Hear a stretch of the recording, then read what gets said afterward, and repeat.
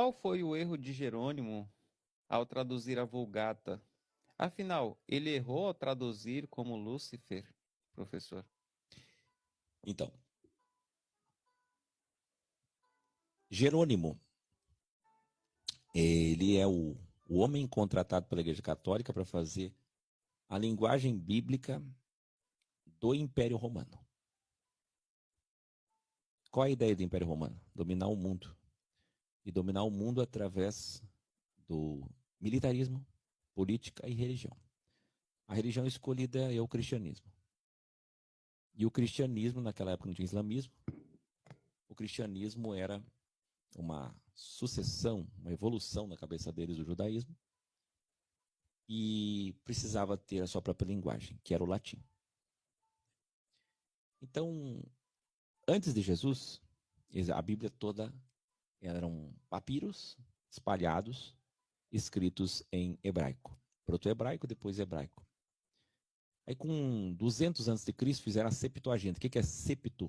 72 rabinos foram contratados para fazer uma Bíblia em grego, porque o Império Grego estava nascendo, poderoso, né?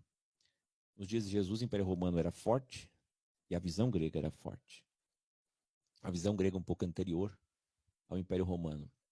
E o Império Grego deu a sua participação. A linguagem grega era o inglês da época. Então fizeram a Bíblia na linguagem grega.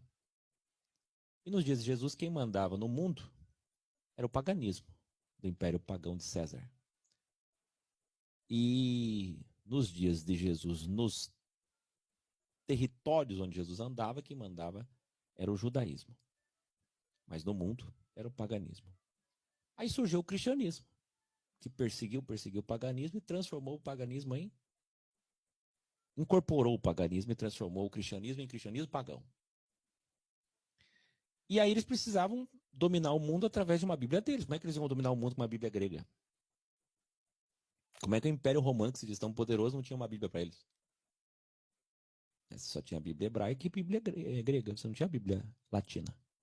Então a Igreja Católica pagou o Jerônimo e pagou muito bem pago para que ele fizesse a Bíblia latina. Entendeu? Por que eu estou dando esse pano de fundo?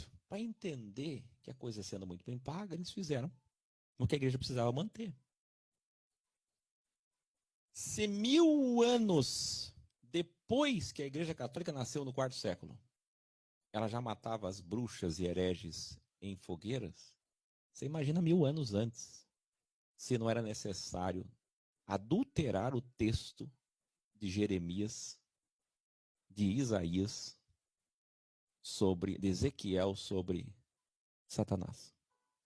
Então, nenhum judeu acreditava na figura do diabo. Não existia o diabo. Eles sabiam que aquele que conversava com Deus lá em Jó 1, era o seu próprio lado sextra. Os judeus sabiam disso. Então, quando eles fizeram isso na Vulgata, eles não deram ideia de que Lúcifer era outro ser. Era uma representação metafórica. Eles sabiam disso. Isaías 14, você pega ali, não tem nada além disso.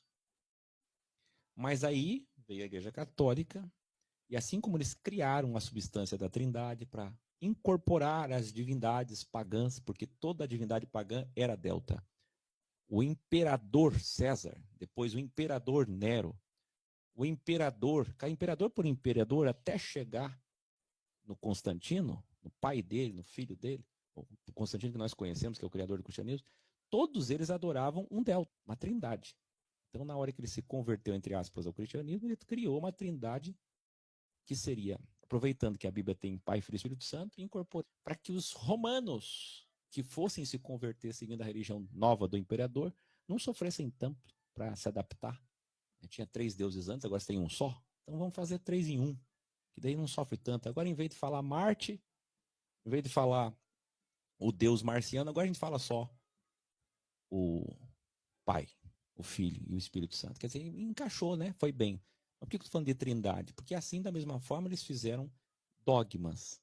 Então, a Bíblia foi traduzida, não pode adulterar muito, né? Porque senão, né? Imagina, ia ter uma crítica textual mundial. Naquela época não tinha internet, não tinha acesso, as pessoas tinham... Mas tinha as pessoas que tinham a fofoca, o poder da língua. Rapidinho se espalharia de que a Bíblia foi adulterada.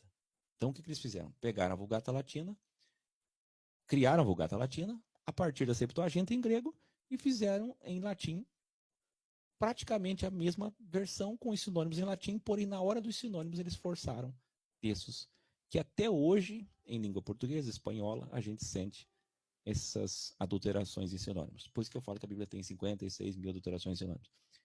E no caso de Lúcifer, mesma coisa. Aí pessoalizaram Lúcifer. Para isso você tem que descontextualizar Isaías 14, tem que pegar alguns trechinhos, misturar com um pouquinho mais de Ezequiel e fazer uma sopa para conseguir nascer um Satanás. Entendeu? É isso que é a história.